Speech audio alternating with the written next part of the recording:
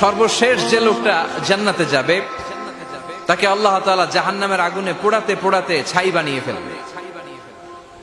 আল্লাহ বলবেন, জিব্রাইল যাও একটু দেখো, একটা মাত্র সেজদা দিয়েছে আমাকে, এরকম কাউরে পাওয়া যায় কিনা। বাটি চালান দিয়ে দেখো পাওয়া যায় কিনা। খুঁজে খুঁজে কাউরে পাবে না। আল্লাহ বললেন আবার দেখো, খুঁজে খুঁজে একজনকে পাবে, সামান্য ইমানের ছিটে ফোঁটা তার অন্তরে ছিল। আল্লাহ বলবেন যেহেতু ছিটে ফোঁটা আছে, অনেক মায়ের খাইছে, ওকে বের করে জাহান্নাম থেকে বের করে একটা নির্ধারিত দূরত্বে রেখে দাও। রেখে দেয়া হবে, কিন্তু জাহান্নামের আগুনের লেলিহান শিখাতে তার গা ঝলসে যাবে। সে আল্লাহর ডেকে বলবে, মাবুদ তোমার কাছে আমি কিছু চাই না,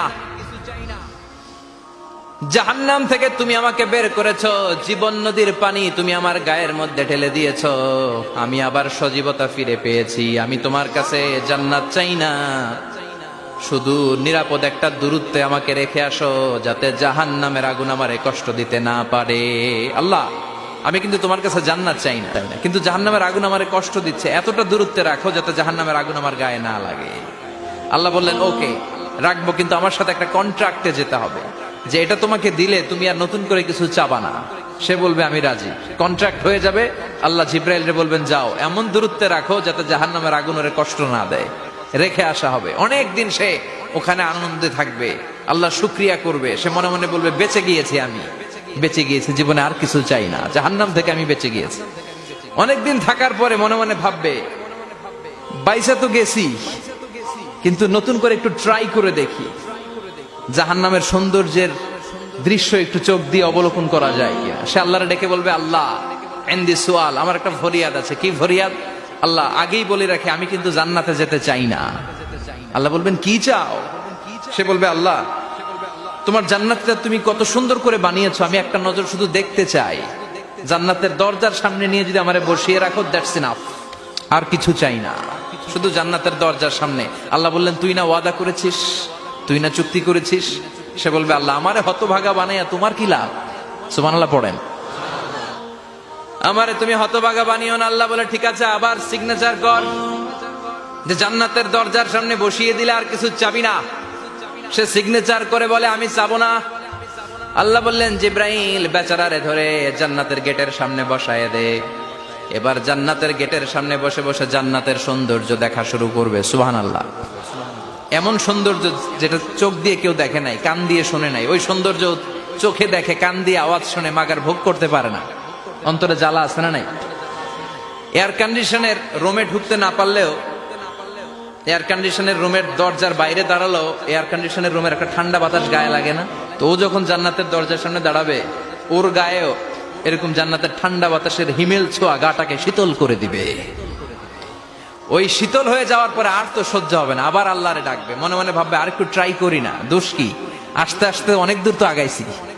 সুবহানাল্লাহ কইবেন না?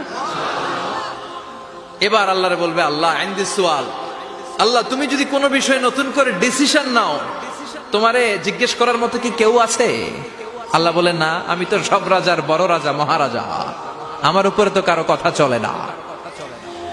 ওই হতভাগা লোকটা বলবে আল্লাহ এত সুন্দর জান্নাত তুমি বানালাম, চোখ দিয়ে সৌন্দর্য দেখি, কান দিয়ে আওয়াজগুলো শুনি, হুর আর গেলমান হেঁটে বেড়ায়, এত সুন্দর জান্নাত চোখ দিয়ে দেখি, ঢুকতে পারি না, আমারে কষ্ট দিয়ে তোমার কি লাভ? ও আল্লাহ আমারে তুমি মাফ করে দাও, জান্নাতের চিপার মধ্যে এক কর্নারে তুমি একটু আমারে জায়গা করে দাও।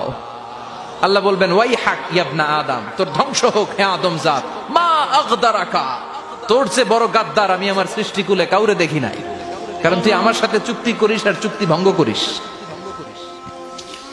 আল্লাহর রহমতের দরিয়ায় তখন জোশ খেলে যাবে, ওর আকুতি মিনতি চাহনি আল্লাহর রহমতের দরিয়ার মধ্যে জোশ লাগিয়ে দিবে। আল্লাহর দয়া হয়ে যাবে, মায়া হয়ে যাবে।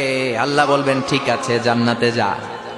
লোকটা এবার এক দৌড়ে জান্নাতের ভিতরে ঢুকে যাবে। লোকটার দৌড় দেখে আবার লোকটারে আল্লাহ ডেকে বলবে একটু দাঁড়া, একটু দাঁড়া, জান্নাত তো দিছি, তো দৌড় দিলি কেন? সুবহানাল্লাহ কইবেন না? লোকটি বলবে আল্লাহ প্ল্যান তো আমি কম করি নাই, এত চেষ্টার ফলে আমি আসতে পারছি, আবার যদি তুমি বাইর করে দাও, এই জন্য এক দৌড়ে এমন চিপার মধ্যে লুকামো যাতে তুমি আমার না দেখো। আবার আল্লাহর রহমতের দরিয়ায় জোশ খেলে যাবে, আল্লাহ কাছে ডাকবে, কাছে আয়। ও গোলাম, তোর কি মনে চায় আমারে বল, আজকে তুই চাইতে থাক, আমি দিতে দিতে তোর মনের সব আশা পূরণ করে দেব। লোকটা খুশি হয়ে বলবে, আল্লাহ আমারে এটা দাও, বাড়ি দাও, গাড়ি দাও, নারী দাও, এটা দাও, ওটা দাও, একের পর এক চাইতে থাকবে, আল্লাহ সব তারে দিতে থাকবে। চাইতে চাইতে লোকটার সব চাওয়া যখন শেষ, সে বলবে, আল্লাহ আর আমার চাওয়ার কিছু নাই। আল্লাহ বলেন, নো, এত তাড়াতাড়ি যে তুমি খেলা শেষ করতে পারবা না মনু, আমার সাথে তোমার এই খেলা আরো লম্বা সময় চলতে হবে, তোমার অনেক কিছু চাইতে হবে। তুই আজকে চাইতে চাইতে তোর সব চাও আমার কাছে বলবি, আর আমি দিতে দিতে তোর জীবন ধন্য করে দেব। সে আবার চাইতে শুরু করবে, আল্লাহ এটা দাও, ওটা দাও, ওটা দাও, আল্লাহ দিতে দিতে সব দিবে। এরপরে বলবে, আল্লাহ মাফও চাই, দোয়াও চাই, আর চাওয়ার কিছু নাই। আল্লাহ বলবেন, তাই ঠিক আছে, তোরে আমি জান্নাতে ঢুকাই দিলাম, তবে মনে রাখিস তোর জান্নাতটা হবে সবচেয়ে ছোট জান্নাত, আর তোর জান্নাতটা হবে এই পৃথিবীর 10 গুণ। চিল্লা এখন সুবহানাল্লাহ। বুখারীর বর্ণনা, আখিরু মান দাখালাল জান্নাহ, যে লোকটা সর্বশেষ অনেক মাইর খাইয়া রিমান্ডে থাকার পরে জান্নাতে ঢুকবে, তার জান্নাতটা যদি পৃথিবীর 10 গুণ হয়, তাহলে আমাদের সবাইরে ফেরদাউসে ঢুকাতে আল্লাহর কোনো সমস্যা আছে?